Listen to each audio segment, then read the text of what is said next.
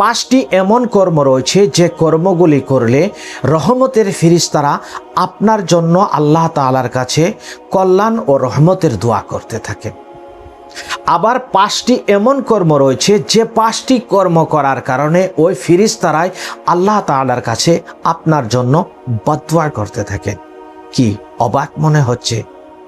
একদিকে ফেরেশতারা আপনার জন্য রহমত ও কল্যাণের দোয়া করছে, আবার আরেকদিকে আপনার জন্য ওই ফেরেশতারাই বদদোয়া করছে। আজকের ভিডিওতে আমরা জানব কোন সেই 5টি কর্ম যে কর্মগুলি করলে ফেরেশতারা আপনার জন্য দোয়া করেন, আবার কোন সেই 5টি কর্ম যে কর্মগুলি করলে আপনার জন্য ফেরেশতারা বদদোয়া করতে থাকেন।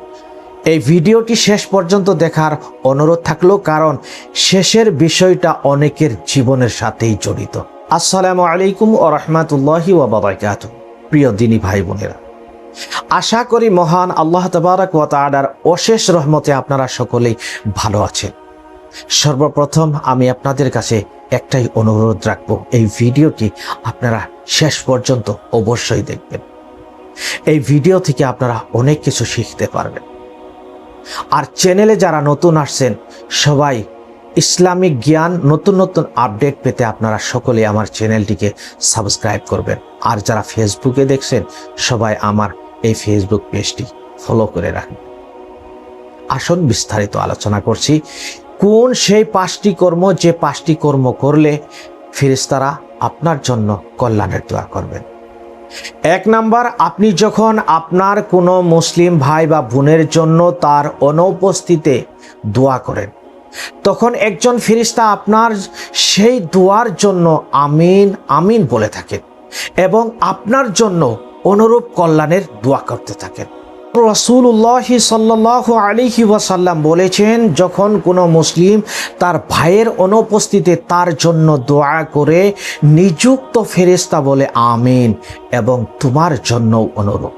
সহিহ মুসলিম। অর্থাৎ আপনি অন্যের জন্য কল্যাণ চাইছেন, আর একজন ফেরেশতা আপনার জন্য সেই কল্যাণ চাইছেন। তাই শুধু নিজের জন্য নয়, মা বাবা ভাই বোন এবং সমস্ত বিশ্ববাসী মুসলমানদের জন্য আমাদের দোয়া চাওয়া উচিত। নাম্বার 2, আপনি যখন আল্লাহর সন্তুষ্টির জন্য দান করেন। হাদিসে এসেছে, প্রতিদিন সকালে 2 জন ফেরেশতা অবতরণ করেন। একজন বলেন, হে আল্লাহ, যে ব্যক্তি ব্যয় করে তাকে এর বিনিময় দান করুন। আরেকজন বলে, হে আল্লাহ, যে ব্যক্তি কৃপণতা করে তার সম্পদকে ধ্বংস করে দেন। আপনি যখন আল্লাহর পথে ব্যয় করছেন, তখন একজন ফেরেশতা আপনার জন্য মহান আল্লাহ তাআলার কাছে আপনার ধন সম্পত্তির বরকতের জন্য দোয়া করছেন। নাম্বার 3, রাসূলুল্লাহ সাল্লাল্লাহু আলাইহি ওয়াসাল্লাম বলেছেন, রাত ও দিনের ফেরেশতারা ফজর ও আসরের সময় একত্রিত হন। তারপর তারা আল্লাহর কাছে ফিরে যান এবং আল্লাহ তাদের জিজ্ঞাসা করেন, তোমরা আমার বান্দাদের কি অবস্থায় রেখে এসেছো? তারা বলে, আমরা তাদের নামাজরত অবস্থায় রেখে এসেছি এবং নামাজরত অবস্থায় তাদের কাছে গিয়েছিলাম। সহিহ বুখারী ও সহিহ মুসলিম। তাই ফজরের নামাজকে কখনো অবহেলা করবেন না। নাম্বার 4, আল্লাহর জিকিরের মজলিসে বসা। আপনি যখন আল্লাহকে স্মরণ করার জন্য কোনো মজলিসে বসেন, হাদিসে এসেছে ফেরেশতারা সেই মজলিসে ঘেরাও করে রাখেন। তাদের উপর রহমত নেমে আসে। আল্লাহ তাদের কথা তার নিকটবর্তী ফেরেশতাদের কাছে উল্লেখ করেন। তাই এমন মজলিস খুঁজুন যেখানে আল্লাহর কথা হয়, কোরআনের কথা হয়, দ্বীনের কথা হয়। নাম্বার 5, নবী করিম সাল্লাল্লাহু আলাইহি ওয়াসাল্লামের উপর দুরূদ পাঠ করা। নবীজি বলেছেন, যে ব্যক্তি আমার উপর একবার দুরূদ পাঠ করে, আল্লাহ তাআলা তার উপর 10 বার রহমত বর্ষণ করেন। আরো হাদিসে এসেছে, ফেরেশতারা নবী করিম সাল্লাল্লাহু আলাইহি সাল্লামের উপর দুরূদ পাঠকারীর জন্য দোয়া করেন। তাই সুযোগ পেলেই বলুন, সাল্লাল্লাহু তাআলা আলাইহি ওয়া আলিহি ওয়া আসহাবিহি আজমাইন। এই 5টি কর্ম হলো যে 5টি কর্ম করার কারণে ফেরেশতারা আপনার জন্য কল্যাণ এবং রহমতের দোয়া করেন। এইবার আসুন আমরা আলোচনা করছি সেই 5টি কর্ম, যে 5টি কর্ম করলে ফেরেশতারা আপনাদের আমাদের জন্য কি করে বদদোয়া করতে থাকে। নাম্বার 1, স্বামীকে অসন্তুষ্ট রেখে স্ত্রী রাত কাটানো। রাসূলুল্লাহ সাল্লাল্লাহু আলাইহি ওয়াসাল্লাম বলেছেন, যখন কোনো স্ত্রী তার স্বামীর বিছানা পরিত্যাগ করে রাত কাটায় এবং স্বামী তার প্রতি অসন্তুষ্ট থাকে, তখন ফেরেশতারা সকাল পর্যন্ত তার উপর লানত করতে থাকেন। সহিহ বুখারী ও সহিহ মুসলিম। তবে মনে রাখতে হবে, এটি অন্যায় বা জুলুম সহ্য করার নির্দেশ নয়। স্বামী যদি অন্যায় করেন বা স্ত্রীকে নির্যাতন করেন তাহলে বিষয়টা সম্পূর্ণ আলাদা।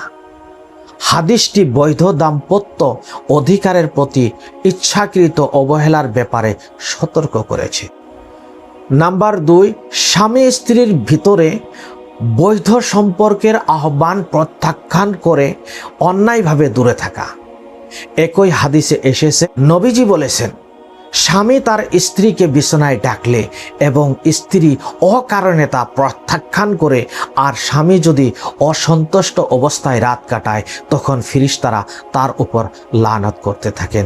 তাই স্বামী স্ত্রী দুজনই উচিত একে অপরের অধিকার, সম্মান ও অনুভূতির প্রতি যত্নশীল হওয়া। নাম্বার 3, আল্লাহর নামে শপথ করে মিথ্যা বলা। মিথ্যা শপথ অত্যন্ত ভয়ঙ্কর গুনাহ।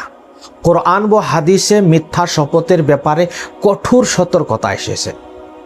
একজন মুমিনের মুখ থেকে মিথ্যা বের হওয়া উচিত নয়।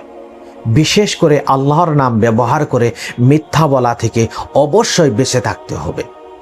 নম্বর 4, মানুষের উপর জুলুম করা। জুলুম এমন একটি কাজ যার বিরুদ্ধে মাজলুমের দোয়া সরাসরি আল্লাহর কাছে পৌঁছে। রাসূলুল্লাহ সাল্লাল্লাহু আলাইহি সাল্লাম বলেছেন যে মাজলুমের দোয়া থেকে তোমরা বেঁচে থাকো, কারণ তার দোয়া ও আল্লাহর মধ্যে কোনো পর্দা নেই। সহিহ বুখারী, সহিহ মুসলিম। তাই কাউকে কষ্ট দেওয়া, অধিকার নষ্ট করা, প্রতারণা করা কিংবা অন্যায়ভাবে সম্পদ দখল করা থেকে বেঁচে থাকুন। নম্বর 5, আল্লাহ ও তার রাসূল সাল্লাল্লাহু আলাইহি ওয়াসাল্লামের নির্দেশ অমান্য করে গুনাহের উপর অটল থাকা একজন মুমিনের উচিত। গুনাহ হয়ে গেলে দ্রুত তওবা করা, কারণ আমরা কেউ ভুলের ঊর্ধ্বে নয়। কিন্তু সবচেয়ে বিপজ্জনক হলো গুনাহ করার পরও অনুতপ্ত না হওয়া এবং সেটাকে স্বাভাবিক মনে করে চলে থাকা।